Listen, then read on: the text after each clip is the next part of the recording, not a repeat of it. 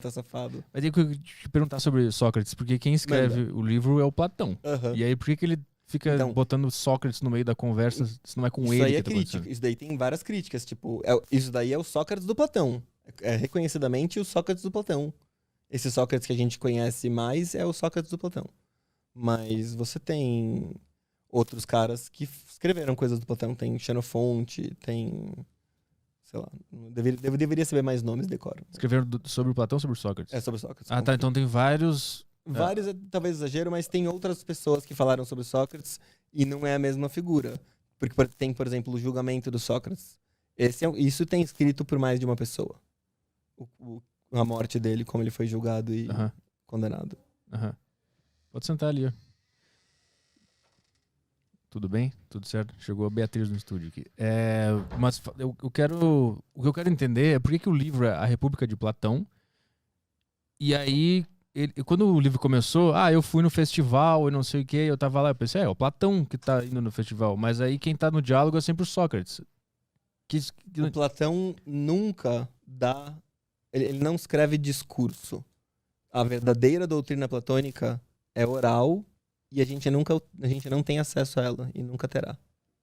Tipo, isso é meio consenso. Como assim? Não entendi. Tipo, os professores que eu conheço e os estudiosos que eu conheço falam que tem indício suficiente. Tem, se eu não me engano, o Fedro, tem mais de um diálogo, Platão falando isso. Que você não deve botar tudo no texto. Você faz o diálogo justamente porque se você fizer um discurso, sabe, o Platão fala, eu acho isso. O bagulho tá morto, ele não consegue se defender, é uma coisa inferior a você fazer um diálogo vivo que discute e que...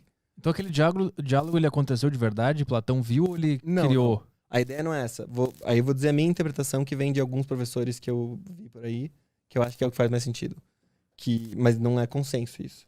Mas que a República funciona assim. Ela mostra o exercício da filosofia. São personagens fazendo filosofia ao vivo, pra você ver como é que é. E se você for ver, tipo, por que eles estão discutindo... O livro ficou famoso como sendo livro de... é pra medidas autoritárias e tal. Só que, na verdade, eles começam a discutir tipos de governo só depois, porque eles estavam discutindo qual era o melhor tipo de vida. Se era melhor viver, sabe, atrás do prazer, ou se era melhor viver virtude. Qual que é o esquema? E daí eles pensam, pô, assim como no corpo tem várias partes, que tem que entrar em harmonia entre elas, sabe, tem a parte dos apetites dos prazeres, mas tem a parte do... não lembro decorar as partes agora. Mas tem... Uma cidade tem várias partes, e a forma como as partes da cidade se organizam é análoga à forma como as partes do corpo se organizam. Tipo, tem uma mente, sabe? Tem o plebeu que é o braço, tem o governante que é a cabeça, tá ligado? Se você conseguir organizar essas coisas, que a justiça seria algo como a harmonia entre as partes do corpo, ou a harmonia entre as partes da cidade. Então, e aí que eles vão falar da cidade. Então a República foi a primeira vez que a humanidade tentou organizar um tipo de governo, ou já existia algum tipo de governo e o Platão não concordava com aquilo? Não, na verdade, se você for pensar bem, assim, a maior influência da República é Esparta. E Esparta existia de verdade, só que ninguém sabe direito o que acontecia lá. Porque eles guardavam segredo, não guardavam documento, não falavam nada pra ninguém, eles só mandavam propaganda pros outros. Então, tipo, essa imagem que todo mundo tem de Esparta tem a ver um pouco com... A propaganda que eles faziam de si mesmos. O programa que eles faziam. Eles não deixavam entrar estrangeiro, nem sair os nativos deles. Meio que uma União Soviética, assim. Eles são a primeira União Soviética. Tipo, eles são o primeiro regime comunista, mas é um comunismo aristocrata, porque como que eles conseguem fazer o comunismo deles funcionar? Eles colonizaram o povo do lado deles, e aí esse povo só trabalha pra eles e pronto. Escravidão. Eles inauguraram. Não é escravidão exatamente. Porque eles não estão nem aí. Eles não querem nada dos caras. Eles só falam, me dá aqui, metade da sua comida. Então, governo normal. Só tipo que como não tinha tipo dinheiro só na época... mega imposto. Entendi. Não, nem mais do que não tem dinheiro na época. Era proibido dinheiro em Esparta. Já tinha umas moedas de ouro por aí, mas em Esparta, se você quer incriminar alguém, que nem hoje se acusa de assédio, você punha ouro no cara. Você fala, que você tá com ouro aí, velho? O cara tem ouro em casa. É preso na hora. Porque vai subornar alguém. Só pra isso que serve essa merda. Da perspectiva do espartano, a única coisa que você pode fazer mesmo. Não tem... Não se vende coisas lá. Porque todo mundo recebe a sua porção de comida idêntica Ah. automaticamente, Uhum. desde que você tenha uma terra lá. Eu li um livro, O Espírito do Guerreiro. Já leu esse livro? Não tenho certeza. Parece familiar o nome. Eu acho que eu já usei como tag de alguma coisa e era uma boa tag. Ele, Mas eu não sabia ele, que era um livro. ele basicamente ele tenta entender da onde que vem aquela ética e aquela vontade do cara ganhar uma guerra ou se meter. Basicamente isso, mas ele fala bastante sobre Esparta.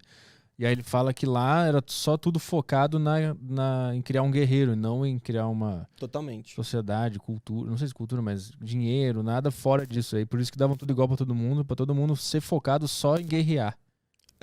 Eles tinham... Era uma cidade difícil de não admirar, eu acho.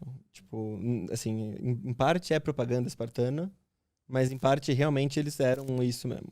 Eles viviam de outra forma. Tá, e aí. E daí no Platão você vai ter isso. Assim, o ideal de governo que vai aparecendo ali tem muito a ver com com ideias espartanas. Tipo, eles discutem censurar um monte de coisa que deixa você. Por exemplo, quando eles discutem música, eles discutem que harmonias eles censurariam. Tipo, vai censurar tudo quanto é sertanejo, qualquer coisa emo, tudo censurado. Só pode black metal, tá ligado? Só pode música que põe você pra querer matar geral. Ah, eu tinha Pra essa ser discussão macho. na época. Quer dizer, não sei se tinha na época, né? Mas Não, nesse livro. no livro Entendi. tem essa É que eu discussão. nunca sei se esse livro é um relato de coisas que ele viu. Não é um relato de coisas que ele viu. O livro é tipo assim, são várias discussões sobre vários tópicos e a ideia, só minha interpretação de novo, né? Mas tem que ver, tô tentando lembrar a exata tese de um professor que era muito boa. Eu não tô lembrando exatamente o que era. Mas ele é como se fosse um exercício de filosofia e você tem que entender esse livro não como um conjunto de conclusões. Tipo, ele não tá dando conclusões pra você. O Platão só faz isso ao vivo. E agora ele não tá mais vivo, já era isso daí. Eu tinha uma professora na PUC que falava que o que importa é, tipo, desses livros. Uhum. A verdadeira doutrina do Platão tá toda em oral e tem gente que escreveu sobre ela. Então até dá pra você estudar a verdadeira doutrina do Platão. Que não é o que tá nos livros. A República é considerado o primeiro romance. Porque tem vários personagens e tal. Então aí que a gente entra naquela ideia de que talvez Sócrates nem tenha existido.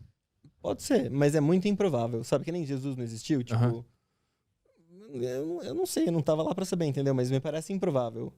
Porque eu vi o filme do Sócrates, já viu? Tem um filme italiano que mostra toda a vida do Sócrates. Porque mostra ele morrendo, tudo que aconteceu. E aí eu tava dando uma pesquisada e também eu vi que as pessoas que escreviam sobre ele não escrevia nada. Sobre ele Ele não era escrevia. contra escrever coisas, né? Uhum. Sim, por isso que dizem que... Sim, tem toda uma história de que o Platão é o falso seguidor do Sócrates. Os verdadeiros seguidores do Sócrates são os cínicos, são o Diógenes. Sabe o cara que vive num barril e não tem posses? O Chaves. Mas é o cara em quem o Chaves é baseado. Você não tá ligado que tipo, existia um cara que é de verdade. Era um louco mendigo que vivia num barril. Não conheço esse. Quem é esse cara? Diógenes. Procura aí no Wikipedia. Diógenes. O cara existiu mesmo. Mas ele... O cara, tipo, vivia de mendigagem, enchia o saco de todo mundo. Tipo, era famoso por entrar no meio da aula do Platão e zoar ele. Tipo, o Platão vai lá e define o homem como um bípede... Como é que era? Um bípede sem penas, alguma porra assim. Daí, tipo, aparece lá o Diógenes com uma galinha depenada, tá ligado? Olha aqui, ó, o homem do Platão e joga no meio da sala, tá ligado? O cara, tipo... Era um comediante. Ele era tipo um comediante, mas é que não é tanto numa vibe de comédia, é numa vibe de, olha só como eu não me importo com nada. Meio que vai Olha, pelo caminho, né? foda-se.